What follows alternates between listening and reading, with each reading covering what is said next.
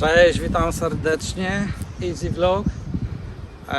2 października w 1932 roku w Australii doszło do wojny z Emu.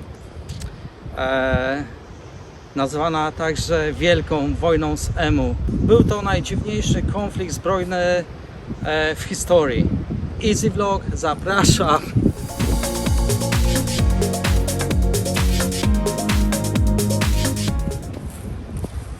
Rząd australijski wypowiedział ponad 20 000 emu normalną wojnę.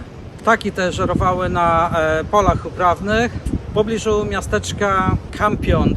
To jest niedaleko na wschód od miasta Perth, czyli zachodnia część Australii. Armia złożona z emu, z tych ptaków, finalnie wygrała wojnę z żołnierzami sił zbrojnych Australii i wywalczyły sobie wolność. Choć brzmi to nieprawdopodobnie, prawie 100 lat temu na terenie Australii doszło do prawdziwego konfliktu zbrojnego. I na początku do walki z ptakami emu rząd australijski wysłał tylko 3 żołnierzy. Mimo to, że żołnierze byli ci uzbrojeni, to potyczka okazała się wielką porażką i kompromitacją dla całego Ministerstwa Obrony Narodowej Australii.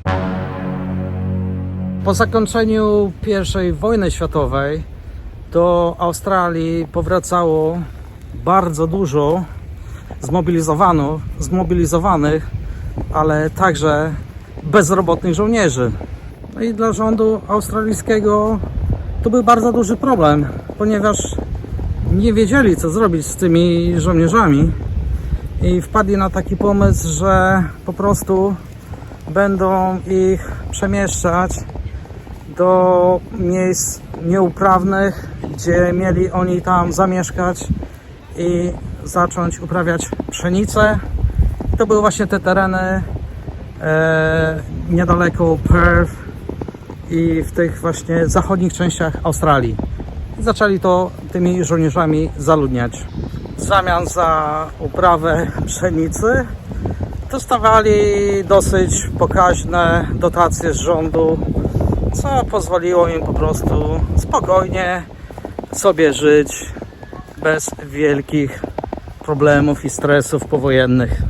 Niestety niektóre warunki klimatyczne oraz pogodowe w tych terenach powodowały to, że bardzo ciężko ludzie ci, którzy tam osiedli, mogli kontrolować te tereny oraz występowało wtedy też bardzo dużo nieprzejezdnych dróg, co oczywiście było utrudnione w transporcie.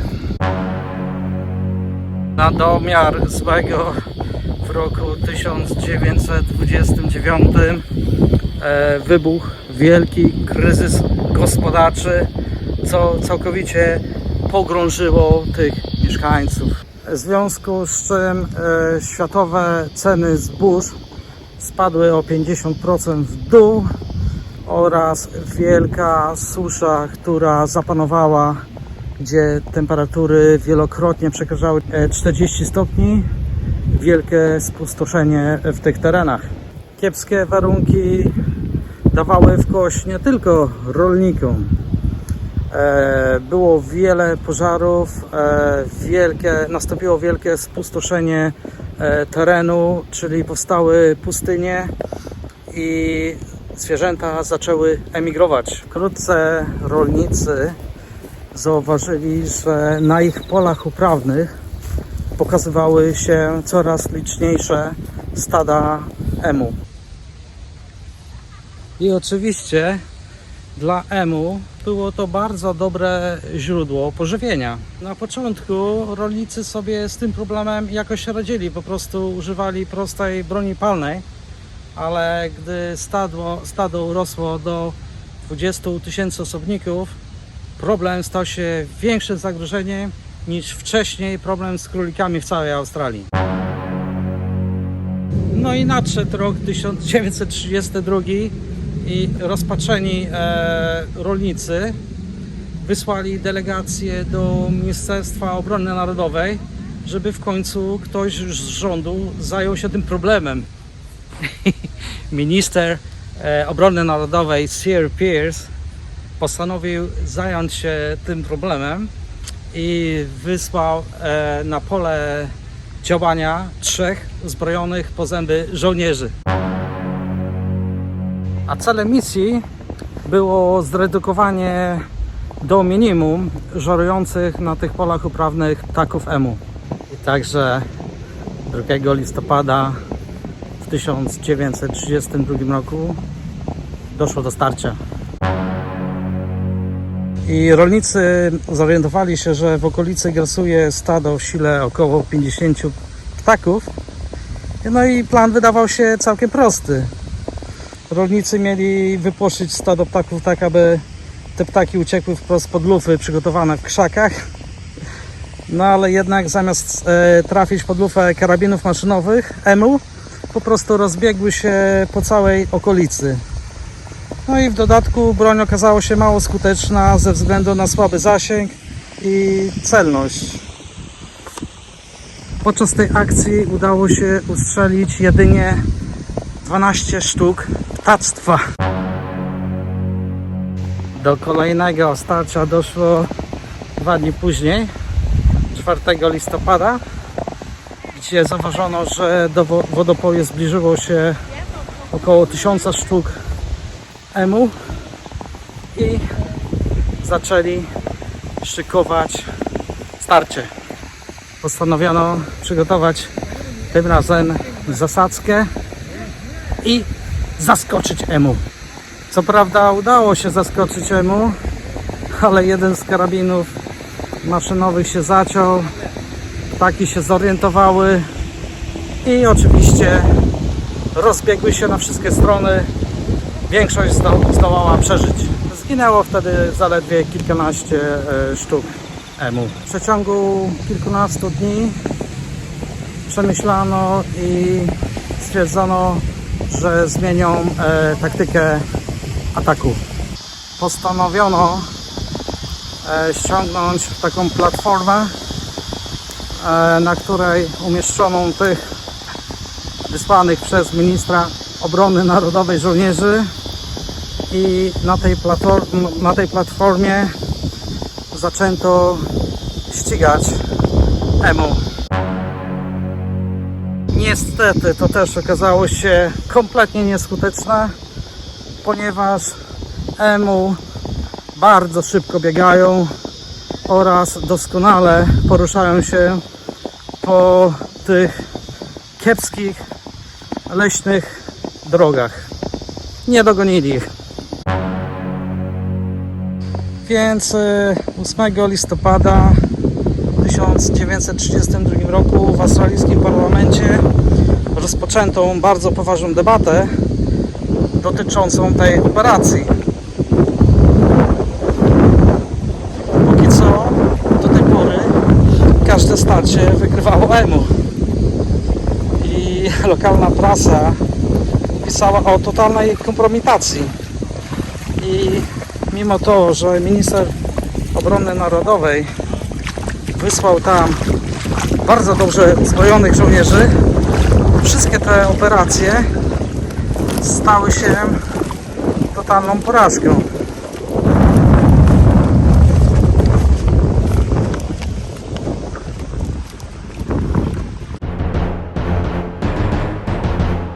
W ciągu tych zaledwie 6 dni operacji zużyto 2500 sztuk amunicji, a według niektórych źródeł zginęło około od 50 do 300 tylko ptaków. Więc po tej kompromitacji rząd postanowił wycofać wojsko, ale jak się okazało, na krótko. Wycofanie tych wojsk przez ministra obrony narodowej wcale nie spodobała się rolnikom, a emu z powrotem zaczęło wychodzić i żerować na polach uprawnych. Dosyć szybko, bo już 15 listopada rolnicy ponownie udali się do ministra obrony narodowej i powiedzieli: chłopie, zrób coś z tym. A minister ponownie wysłał 3 żołnierzy uzbrojonych troszkę w silniejszą i mocniejszą artylerię w postaci większych karabinów. Walki trwały aż do 10 grudnia, w zasadzie do wyczerpania się całej amunicji, ponad 10 000 sztuk naboi. Wypruli się ze wszystkiego, co udało im się ustrzelić, ogólnie 986 sztuk EMU. No i jeszcze później po ranach postrzałowych dodatkowo padło 2500 ptactwa. Major wtedy w swoim sprawozdaniu wspomniał w raporcie, czytam: jeśli mielibyśmy dywizję wojska z odpornością na kule jak te ptaki, pokonalibyśmy każdą armię świata. Są odporne na karabiny maszynowe jak czołgi. Są jak Zulusi, których nigdy nie powstrzymają nawet kule dum dum. W kolejnych latach rolnicy jeszcze wielokrotnie zwracali się do rządu, do ministra obrony narodowej o pomoc. No ale za każdym razem rząd odmawiał pomocy rolnikom. W latach 50. mieszkańcy zaczęli budować tylko siatki ochronne przeciwko EMU i od tamtej pory rolnicy oraz EMU postanowili żyć w zgodzie. Opowiedziałem Wam o najdziwniejszym konflikcie zbrojnym, być może na całym świecie, i o tym, jak EMU pokonały australijską armię, czyli ogólnie jak Australia przegrała z ptakami.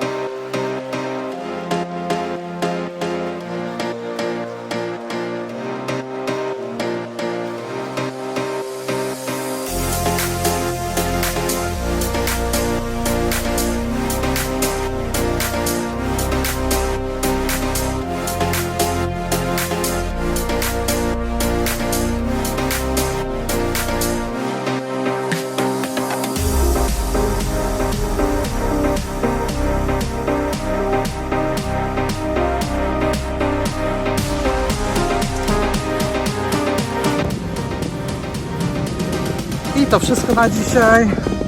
Mam nadzieję, że ta historia Wam się spodobała. Trzymajcie się, moi kochani. Do zobaczenia za tydzień. Cześć!